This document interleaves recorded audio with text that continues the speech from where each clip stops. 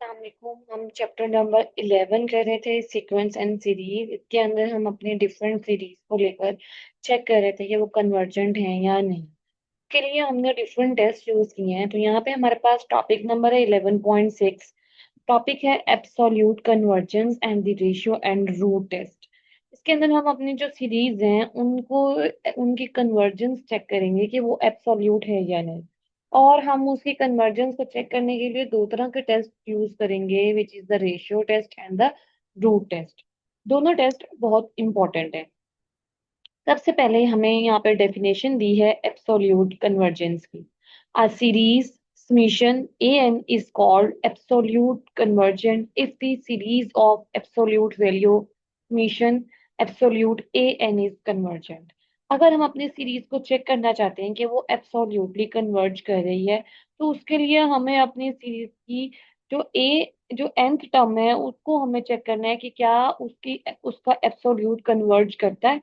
ठीक है। तो हमें सीरीज दे दी गई minus example number 1 -1 power n -1 over n square. तो हमें चेक करने की क्या ये एब्सोल्युटली कन्वर्ज करता है। तो इसके लिए हमने nth टर्म का एब्सोल्यूट ले लिया। -1 का एब्सोल्यूट +1 आ जाएगा, और n स्क्र, क्योंकि आपको पता है कि n स्क्र एक पॉजिटिव वैल्यू है तो n स्क्र ही है। और हम यहाँ पे अपना पी इंटीग्रल टेस्ट यूज करके बता सकते हैं कि क्योंकि p इज ग्रेटर देन 1 तो ये कन्वर्जेंट है। अगर मेरी ए एन की एब्सोल्यूट वैल्यू कन्वर्ज कर रही है तो इसका मतलब है मेरी जो सीरीज है वो एब्सोल्युटली कन्वर्जेंट। एग्जाम्पल नंबर 2 के अंदर हमें एक हार्मोनिक सीरीज दे दी गई है -1/n। आपको पता है जब हम इसका एब्सोल्यूट लेंगे -1 का एब्सोल्यूट तो +1 आ जाएगा, और n की वैल्यू 1 है, पावर 1 है। पी इंटीग्रल टेस्ट यूज करेंगे। अगर p की वैल्यू 1 या लेस देन 1 होती तो वो डाइवर्जेंट होती है। अगर हमारे पास nth टर्म की एब्सोल्यूट वैल्यू डाइवर्ज करेगी तो इसका मतलब है कि हमारे पास जो हमारी सीरीज है वो भी एब्सोल्युटली कन्वर्जेंट नहीं है बल्कि डाइवर्जेंट है। यहाँ पे हमें दोबारा सीरीज के बारे में बताया गया कि जो हमारी सीरीज है वो कंडीशनली कन्वर्जेंट होगी अगर जो है उसकी अगर वो खुद तो कन्वर्जेंट है, if it is convergent but not absolutely convergent. ठीक है, तो वो कौन सी आपके पास सीरीज क्या कहलाएगी? कंडीशनली कन्वर्जेंट कहलाएगी। आपने इनकी डेफिनेशंस को अपने माइंड में रखना है। पेपर के अंदर 10 मार्क्स की डेफिनेशंस पूछी जाती हैं। रेशियो टेस्ट और रूट टेस्ट से आपने अपने क्वेश्चन को सॉल्व करना होगा। अक्सर क्वेश्चन जो आते हैं उनमें मेंशन कर दिया जाता है कि आप इनको चेक करें कि ये कन्वर्ज करें या डाइवर्ज करें by using the ratio test और दी रूट टेस्ट। अब आपके पास एक सीरीज दे दी गई है ए एन। अब वो एब्सोल्युटली कन्वर्जेंट होगी अगर तो वो कन्वर्ज कर रही है। ठीक है, देन इट इज। अगर आपकी जो सीरीज है वो एब्सोल्युटली कन्वर्जेंट है तो इट्स मीन्स कि वो कन्वर्जेंट भी है। जैसे कि हमने पीछे देखा कि अगर वो एब्सोल्युटली कन्वर्जेंट थी तो हम उसे यही शो कर रहे थे कि वो कन्वर्जेंट है। Determine the series is convergent और divergent cos n over n square. इसके अंदर हम अपना कंपैरिजन टेस्ट लगा सकते हैं, अपना हम उसके बाद पी इंटीग्रल टेस्ट लगा सकते हैं। Cause n over n square का जो एब्सोल्यूट है वो हमारे पास लेस देन और इक्वल्स टू है 1/n स्क्र के। और n की जो पावर है वो 2 है, और p जब ग्रेटर देन 1 होता है तो उस केस के अंदर हमारे पास जो है वो p क्या करता है।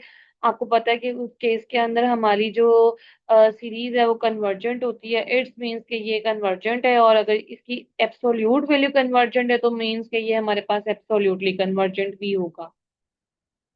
कि यहाँ पे अब हमारे पास है रेशियो टेस्ट। रेशियो टेस्ट को हम डिफाइन करते हैं। nth टर्म आपको आपके क्वेश्चन के अंदर गिवन होगी। आपने रेशियो लेनी है n+1 term over n term की, और उसका एब्सोल्यूट लेना है। अगर तो आपका आंसर लेस देन 1 होगा तो आपकी सीरीज कन्वर्जेंट होगी या एब्सोल्युटली कन्वर्जेंट होगी। अगर उसका वैल्यू एब्सोल्यूट रेशियो का है जो एब्सोल्यूट है वो ग्रेटर देन 1 आ जाएगा तो आपकी सीरीज डाइवर्जेंट हो जाएगी। और अगर आपके पास आंसर 1 आ जाता है तो इसका मतलब है कि आपका टेस्ट जो है वो फेल हो गया है। तो हम इसके लिए सबसे पहले अपनी पहली एग्जाम्पल करते हैं, which is example number 4। -1 power n n³/3 power n। हमें चेक करने की क्या ये एब्सोल्युटली कन्वर्ज कर रहा है या नहीं कर रहा है। इसके लिए हम इसके ऊपर रेशियो टेस्ट जो है वो यूज करते हैं। रेशियो टेस्ट के अंदर हमें nth टर्म, ये हमारी nth टर्म हमें गिवन है, जो भी टर्म होगी वो nth टर्म होगी। हमें n+1 टर्म चाहिए। n+1 टर्म के लिए हम क्या करेंगे, अपनी जो हमारी वैल्यूज है उनको n+1 के अंदर जो है वो कन्वर्ट करके लिख देंगे। ठीक है। अच्छा, तो आपके पास देखिए ये जो -1 पावर है ये भी n+1 हो जाएगी, ये n+1 क्यूब हो जाएगा और ये 3 पावर n+1 हो जाएगा। जब हम इसको nth टर्म से डिवाइड करेंगे तो हमारे पास -1 का एब्सोल्यूट वन, यहाँ भी -1 का एब्सोल्यूट वन, तो ये टर्म खत्म हो गई। n+1 whole cube over 3 power n+1 as it is आ गया, और 3 power n over n cube यहाँ पे ये भी एज इट इज आ गया। अब इसके अंदर जो ये 3 पावर n है और ये जो 3 पावर n+1 है, आपको पता है कि अगर हमारे पास बेस सेम होती है तो पावर्स जो हैं वो ऐड हो जाती हैं।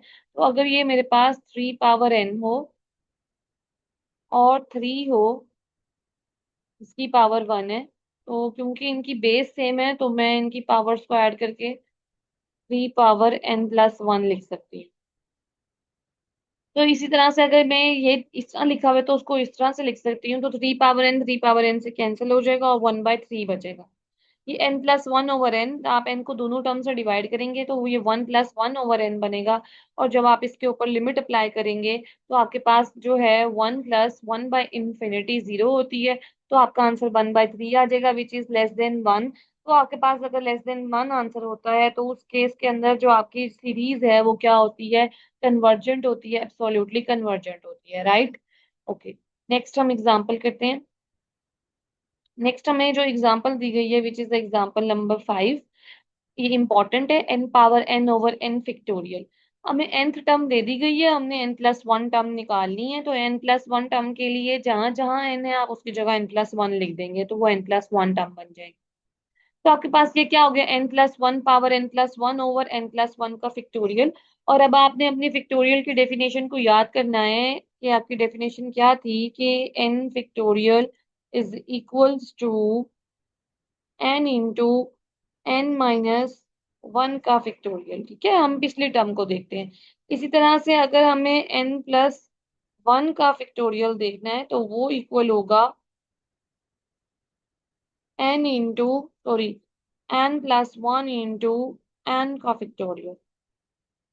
ठीक है, ये हमारे कुछ फॉर्मूलाज हैं, तो हम इनको अप्लाई करते हैं। तो हमने यहाँ पे क्या किया कि जो n+1 पावर n+1 था, हमने इनको बेस को अलग अलग लिख लिया, 1 पावर अलग लिख ली, n पावर अलग लिख ली, n+1 फैक्टोरियल पे फॉर्मूला लगा दिया है। n फैक्टोरियल से आपके पास कैंसिल हो जाएगा। जब आपकी ये टर्म कैंसिल हो जाएंगी तो आपके पास ये n फैक्टोरियल से कैंसिल हो जाएगा, n+1 से कैंसिल हो जाएगा, n+1 पावर n और n पावर n बचेगा। इसको ओवरऑल पावर में हम लिख सकते हैं, and that one is equals to 1+1 over n power n। तो आप लोगों को पता है, हमने पीछे ये फॉर्मूला पढ़ा था कि limit n approaches to infinity 1+1 over n power n equals to e।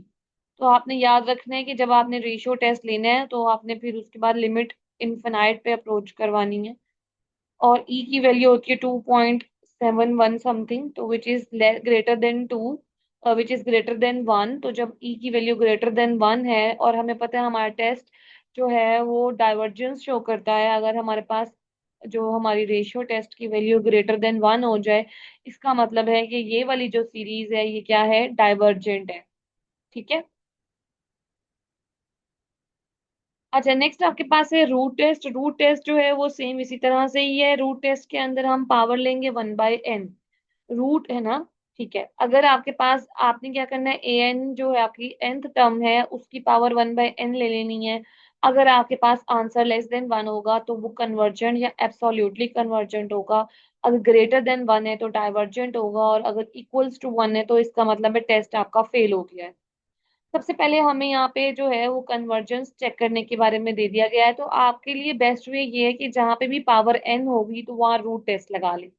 Root test के अंदर हम पावर 1/n लेते हैं, तो अगर गिवन पावर n होगी और आपने रूट टेस्ट लगा के 1/n ले लिया तो n n से कैंसिल हो जाएगा और आपने सिंप्लीफाई ही करना है। तो यह आपने nth टर्म ले ली 2n+3/3n+2 पावर n। आपने इसके ऊपर रूट टेस्ट लगाया, मींस पावर 1/n ली है, तो n n से कैंसिल हो जाएगा, तो 2n+3 3n+2 आ जाएगा। लिमिट अप्लाई करेंगे, आपको पता है लिमिट अप्लाई करने पर इंफिनिटी पर जो हाईएस्ट पावर कोफिशिएंट्स होते हैं वो हमारे आंसर होते हैं 2/3 which is less than 1, it's means your series is convergent. ठीक है, तो मैं आप लोगों को फिर से बता देती हूँ कि जब हमने रूट टेस्ट लेना था तो हमने बेसिकली अपनी इस nth टर्म के जो है वो पावर 1/n ले ली थी। तो जो ये वाला n था वो इस n से कैंसिल हो गया, तो जस्ट हमारे पास अंदर वाली ये टर्म बची। तो रूट टेस्ट बेहद आसान है, रेशियो टेस्ट से भी ज्यादा आसान है। जब आपको समझ में ना आ रहा हो तो आप रूट टेस्ट लगा सकते हैं। नेक्स्ट हमारे पास जो है कुछ रीअरेंजमेंट्स दे दी गई हैं। आपने एक्सरसाइज पे आ जाना है। एक्सरसाइज के अंदर आपसे पूछा गया है कि आपको हमने फॉलोइंग केसेस दे दी हैं, आप उसके अंदर हमें बताएं कि सीरीज कन्वर्जेंट है या डाइवर्जेंट है। 2 से लेके 30 तक आपके जो क्वेश्चंस हैं उनके अंदर आपने एब्सोल्युटली कन्वर्जेंट, कंडीशनली कन्वर्जेंट और डाइवर्जेंट का बताना है। लेकिन आपने क्या करना है, ये सिर्फ आपने कन्वर्जेंट और डाइवर्जेंट करना है। कन्वर्जेंट होगी तो एब्सोल्युटली कन्वर्जेंट भी होगी।